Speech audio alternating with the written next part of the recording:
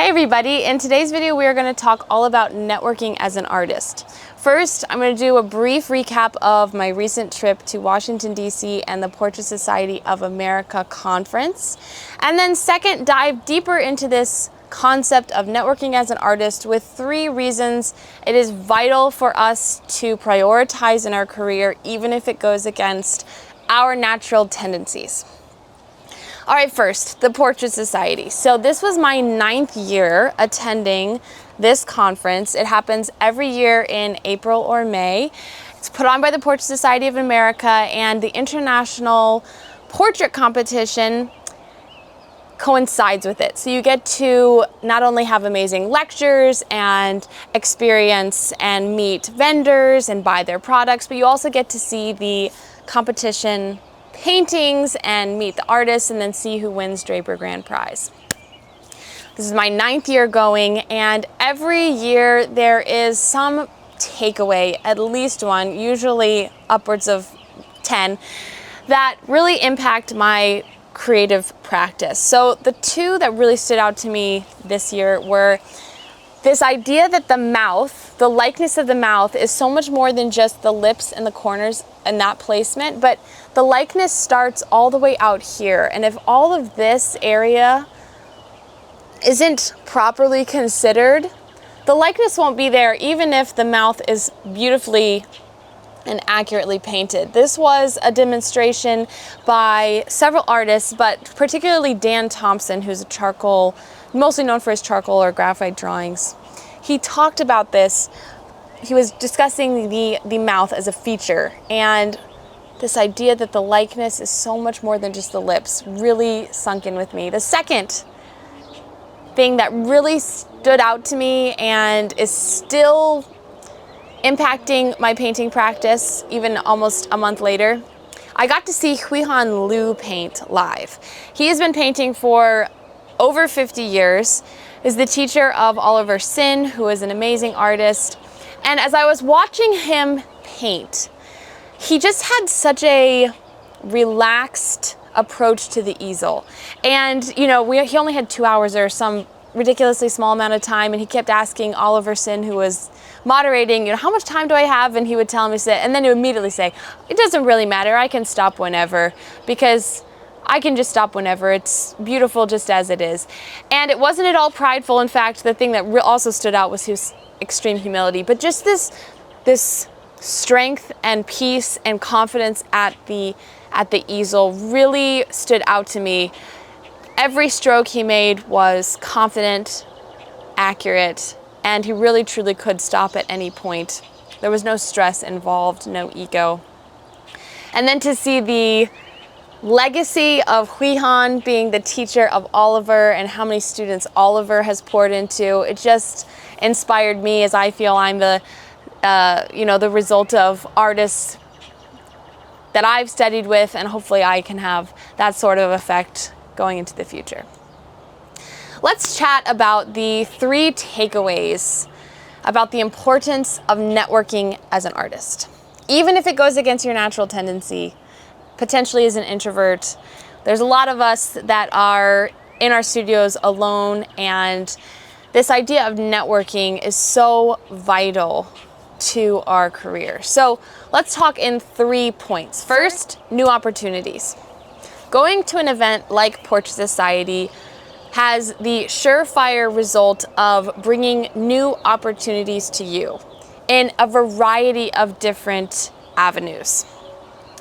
For me this year, I was really focused on talking with the brands that I have come to know and love over the last 9 years of purchasing their product, posting about it online in the intervening years. And now we're walking down this road of partnering together, a couple of different brands and I.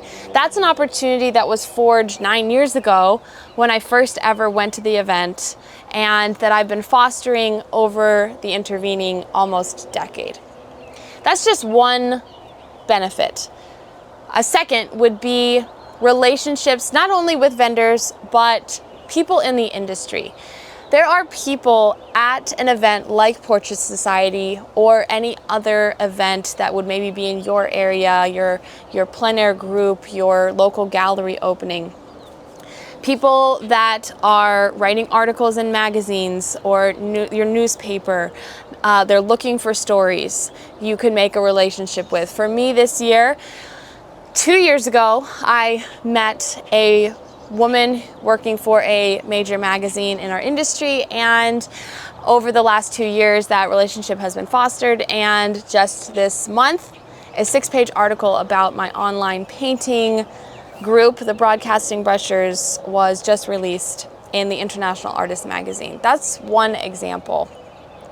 There are so many opportunities that arise when you put yourself in the place of meeting the best artists in the industry, meeting the makers of the best products, and the writers of the best written material and otherwise. And all of that is happening in an intense level, at something like Portrait Society. Invest in yourself, buy yourself the ticket, and go to the event, whatever it might be. You don't know what could happen. The second topic involving networking as an artist and the benefits of emphasizing and prioritizing networking is this idea of best practices. There is no price that can be put on the importance of having artists who are better than you to reach out to for advice. Whether it's, here's my painting, what isn't working? I can't see it. Or here's my painting, I think I'm done. What do you see that could make this better? Or how are you cleaning your brushes? What surface are you working on? Are you making your own? Etc., etc., etc.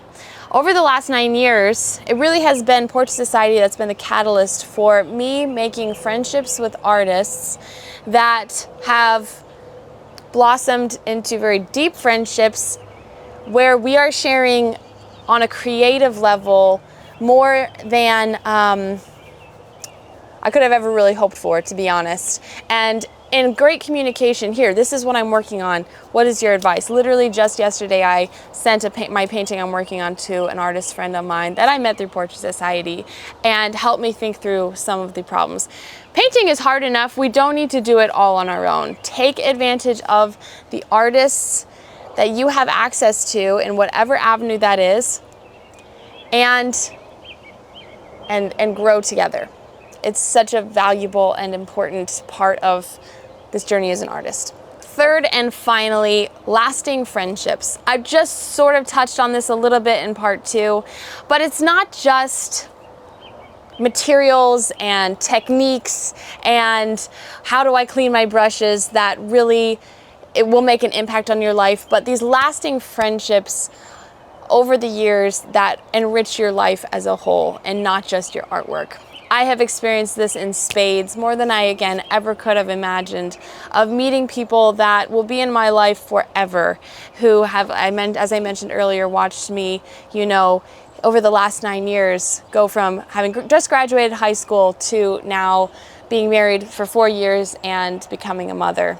These lasting friendships, you just can't put a price on them. So I encourage you to, as I said before, buy the ticket to the event, show up, advocate for yourself, and network and see what could happen, because there's one thing for sure. You don't know what could happen if you're not there, and you have no idea where the new opportunities could take you in the future. Speaking of networking, finding a community of like-minded artists can be hard. This is where Broadcasting Brushers comes in and why I have created this online life painting group, not only so that we can paint portraits in 4K resolution and get better together, but so that we don't have to just be limited to 3 days a year at an event like Portrait Society to be creatively inspired and rejuvenated.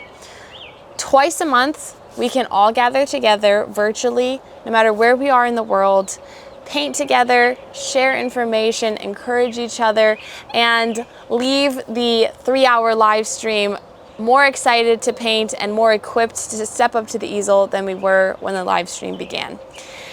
All the information is on my Patreon, and you can check that out in the link in the description. I hope you'll consider coming to paint with me.